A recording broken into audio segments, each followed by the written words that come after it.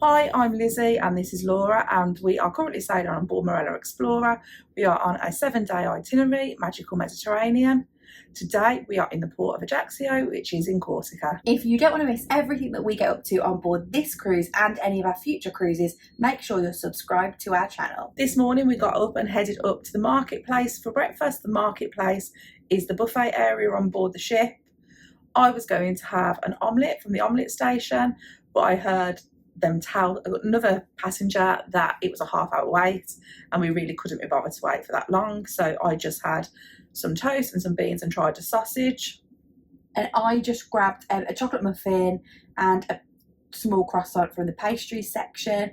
They were both okay. The chocolate muffin tasted a little bit too cocoa-y for my likings, but they were absolutely fine for a breakfast item. We have previously sailed to Corsica, but that was in 2014, so we couldn't really remember a lot about the port.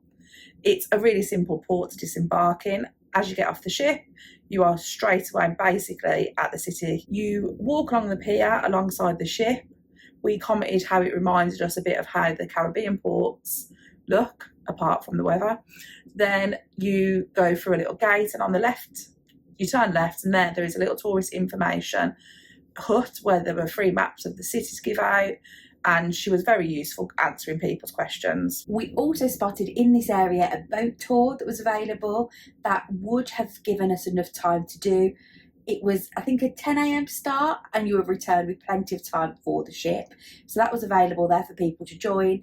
And you could also see the hop-on, hop-off bus right by the port exit, ready to pick up any cruise passengers wanting to use that. The hop-on, hop-off bus was only €10 per person for the journey. So I suppose that really gives you an idea of how small of a port this is. Last time we were in Corsica, we jumped on one of those little trains and had a little tour around the immediate area, so we decided this time we were going to do everything on foot.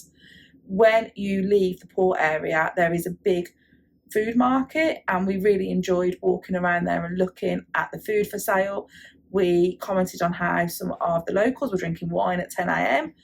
and it was very interesting looking at all the different foods. Laura really wanted to buy some jam, but we weren't sure if you were allowed to bring that back into the UK with the new rules. We also found an outdoor market really close to this building, and this market we found out does change depending on the day of the week. There were, for our day of the week, lots of food items being sold. So there was fruits and vegetables, and also a lot of pastries and things like that.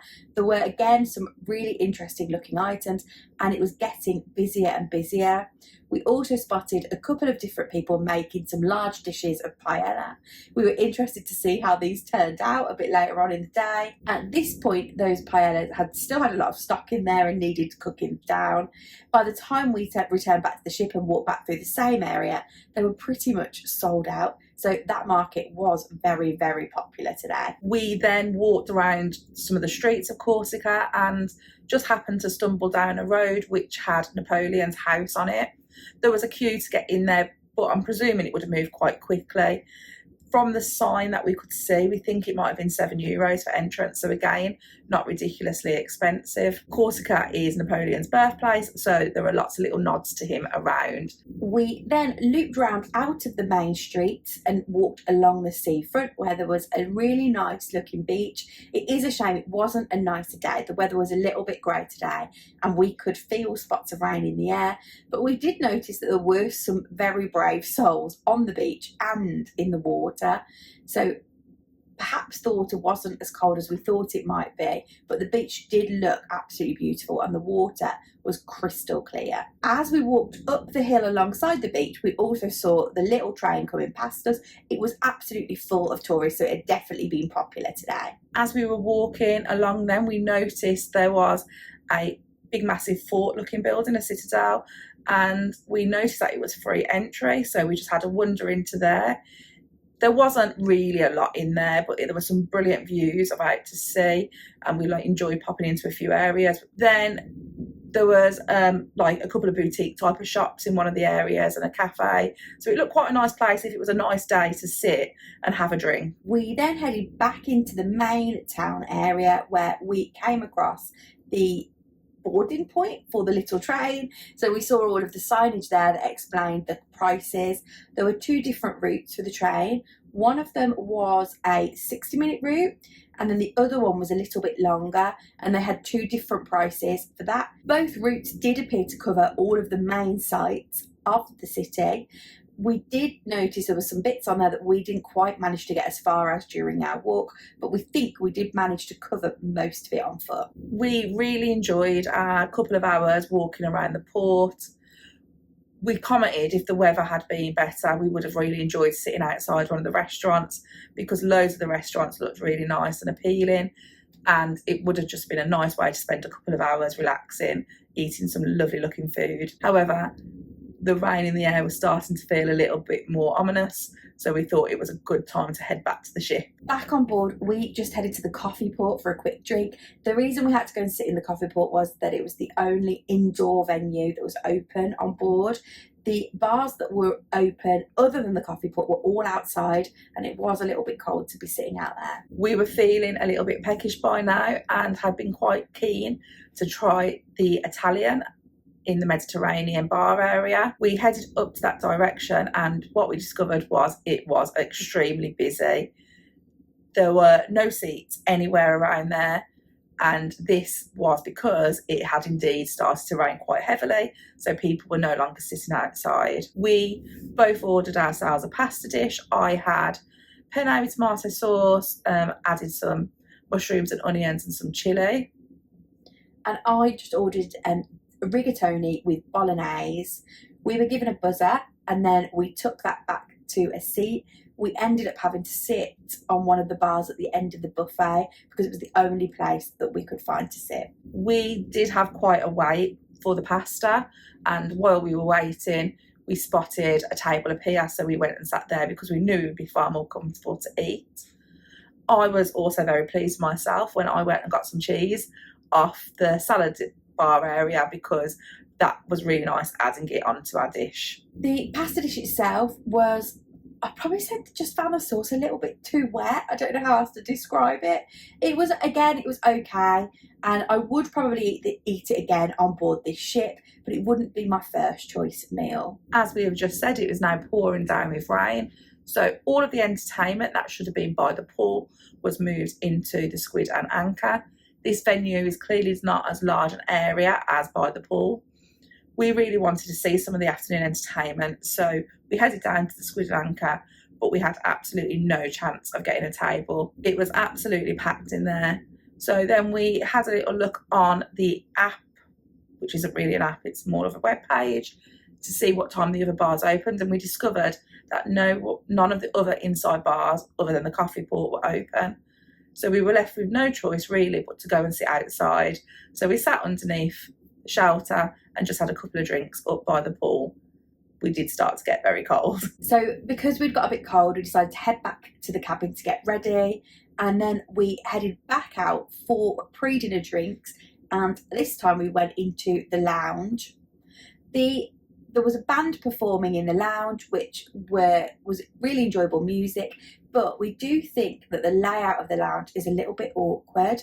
The bar is very large and is smack bang in the middle of the room, and it's directly in front of the stage where the musicians are performing. So if you're sitting in the seating area, you don't get a good view of the people performing on stage. It is a little bit of a shame because other than that, the venue is quite nice. There's lots of comfortable seating, and it was the collective that were performing tonight in the lounge, and we were really enjoying that performance.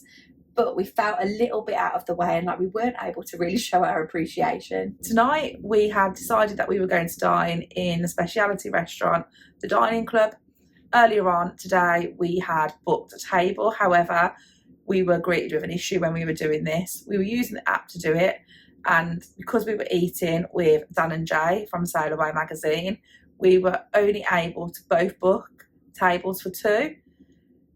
These tables for 2 were at different times than each other. However, Dan and Jay had popped down to the restaurant earlier in the day, and it wasn't an issue at all for them to sort it out and put us at exactly the same time as each other. And when we went in there, we could see why, because it wasn't particularly busy. When we arrived at the dining club, we were seated in a very nice table, and the table setting looked lovely too. We were given a welcome drink, which was, we were told it was sort of a Prosecco with a peach liqueur, and it was quite nice. We all really did enjoy that. And then we were served an amuse-bouche, which was a tomato-based dish. It was sort of some kind of tomato jelly, a bit of dehydrated tomato, and then a few other things that I've got no idea what they are. Not really my scene, but I do think there were people in the room that did enjoy that. For my starter today, I chose a king prawn cocktail. I really enjoyed this. The prawns were king prawns, so they were really big, and the sauce was really tasty. Really liked the presentation of it as well. You could tell it had been elevated above what you would get in the main dining room. And then for my starter, I had the scallop dish, and again, I also really enjoyed this dish. The scallops were very well cooked, it was presented very nicely, and everything tasted great. For my main, then I chose the Dover sole. This dish I wasn't massively keen on.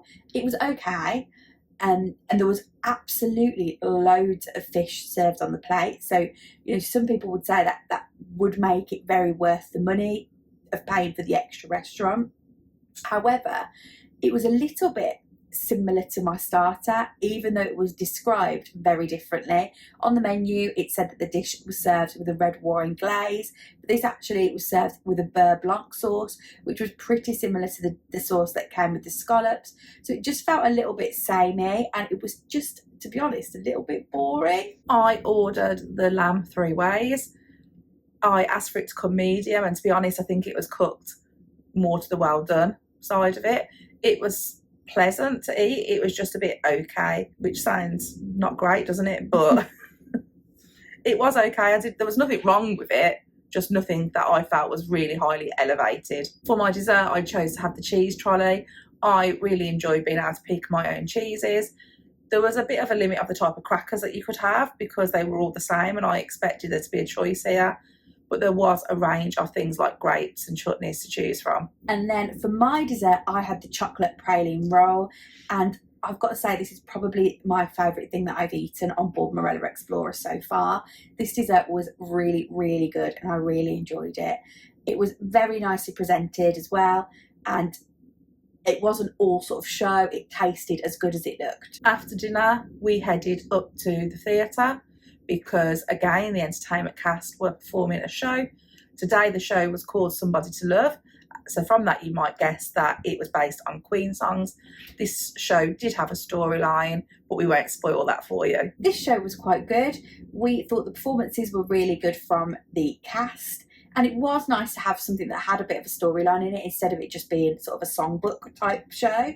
The costumes were interesting too, and it was sort of described as having like Anne Juliet vibes, and it did come across like that during the performance. Once the show had finished, we decided to head up to Indigo Bar, and we just enjoyed ourselves sitting there chatting for an hour or so. It wasn't really that busy up there, but we enjoyed ourselves just sitting chatting for a couple of hours and talking to some of the members of staff that were around. We finished our night in Indigo and then headed off to bed at a pretty sensible time for us, we thought. Today we really enjoyed having a wander around in Corsica.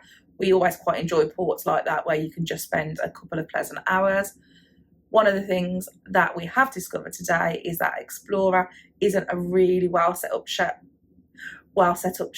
for wet weather, because a lot of the venues that they have open in the daytime are outside. Thanks for watching. Don't forget to give this video a like and drop any questions you've got in the comments down below. Please do also make sure that you're subscribed to our channel. You can also find us on social media by searching Sisters on the Seas.